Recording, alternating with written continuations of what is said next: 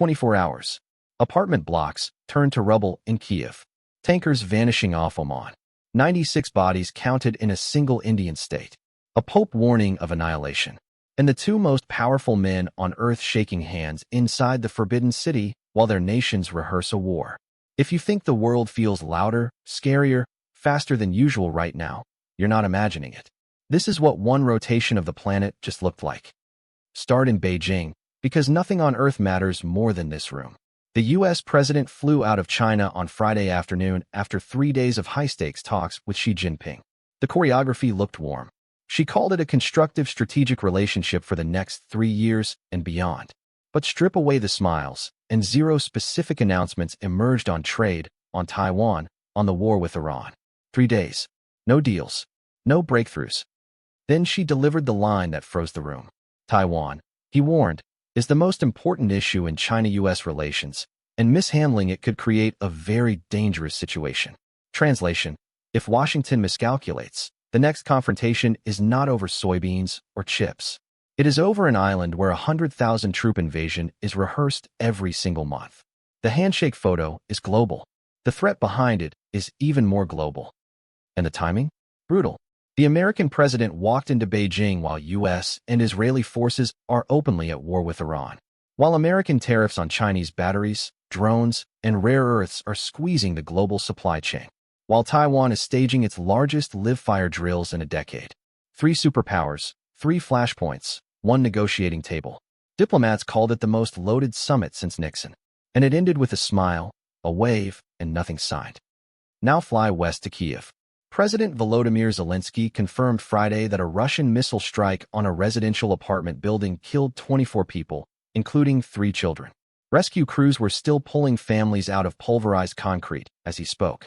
Neighbors said the building shook for 9 seconds before the floors pancaked. This was not a barracks, not a depot, a staircase, a kitchen, a child's bedroom, gone in the space of a single breath. And it was not isolated. Moscow has unleashed 3 straight days of large-scale barrages across Ukrainian cities. Drones, cruise missiles, Iskanders. Air defense crews report magazines running dangerously low.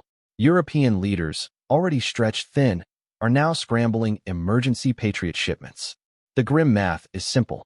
Russia is firing faster than the West can intercept. And every hour that the front line bends, the price of peace climbs higher. That is the equation of this war. Pivot to the Strait of Hormuz, where roughly 20% of the world's oil moves through a corridor narrower than the English Channel.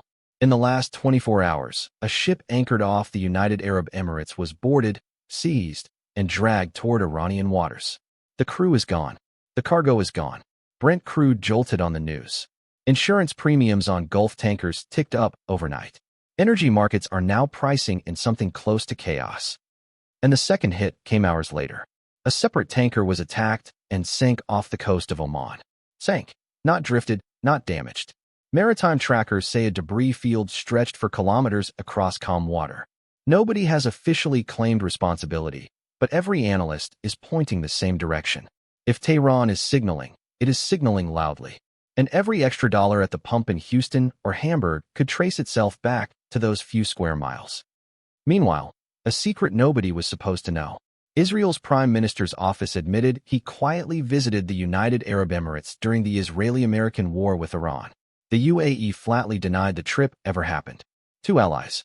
2 stories. 1 war. If the visit is real, it suggests a Gulf realignment unlike anything we have seen since the Abraham Accords. If it is not real, somebody just lit a diplomatic match next to a tank of jet fuel. Now Lebanon. Because the headlines you are not seeing are the ones bleeding hardest. UNICEF says at least 59 children in Lebanon have been killed or wounded by Israeli strikes in just the past week. Remember, there is supposedly a U.S.-brokered ceasefire that took effect in April. 59 children.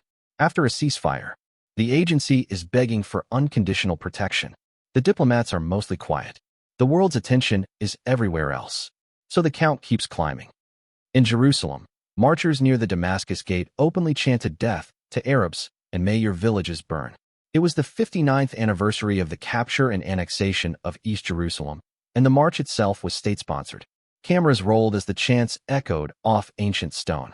Human rights groups called it incitement. Government officials called it heritage. 2 narratives, 1 sidewalk. And from Beirut to Belfast, people scrolling their phones are realizing this conflict is not cooling down at all. Now switch hemispheres. In northern India, the sky itself attacked.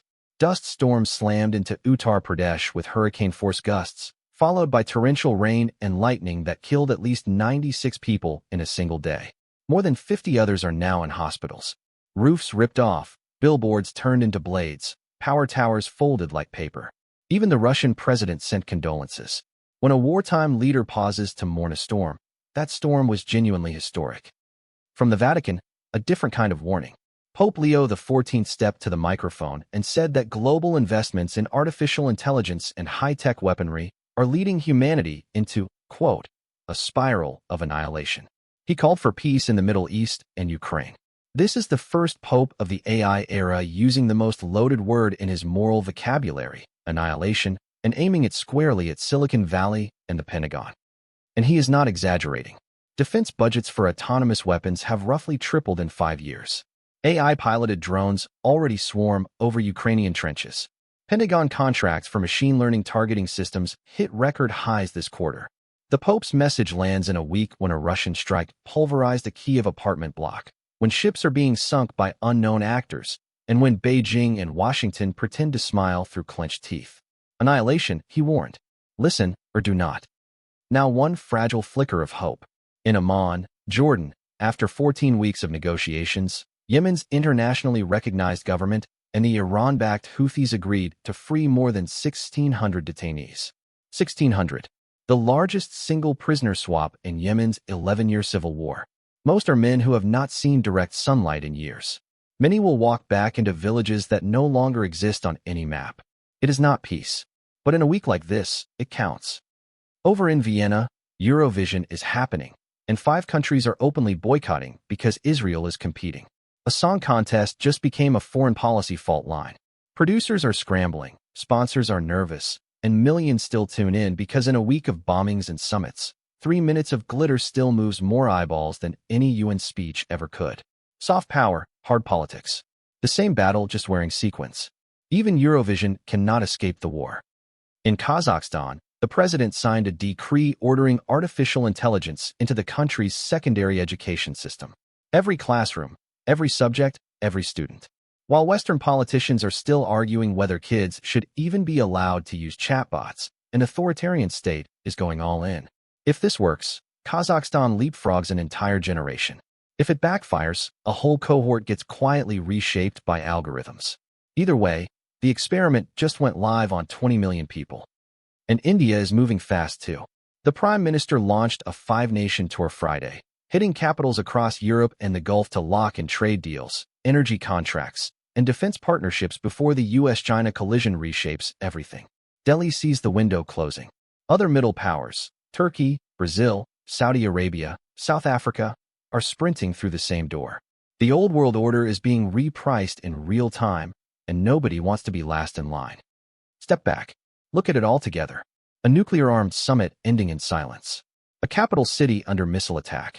2 tankers gone in the same shipping lane. Children buried under concrete on 3 different continents.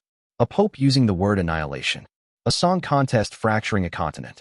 24 hours. 1 planet. The pattern is not random. The pattern is convergence. And convergence almost always means something much bigger is quietly loading underneath. Here is the part nobody on cable news wants to say out loud. The systems built after World War II, the UN, the WTO, the non-proliferation treaties, are visibly failing in real time. Wars are starting faster than diplomats can fly. Ceasefires break in days. Power is shifting from chambers in Geneva to chat groups in Beijing, Moscow, and Mar-a-Lago. We are watching the global rulebook get rewritten on live television. So here is the question, and I actually want you to answer it in the comments. Out of every story we just walked through, Beijing, Kyiv, Hormuz, Lebanon, Uttar Pradesh, the Vatican, Vienna, which one do you think will matter most 1 year from today? Pick one. Defend it. The world is already choosing. So should you? Like, follow, and I will see you in the next 24 hours. If this video brought you value, hit like, subscribe, and share it with a friend. Thanks for watching. See you in the next one.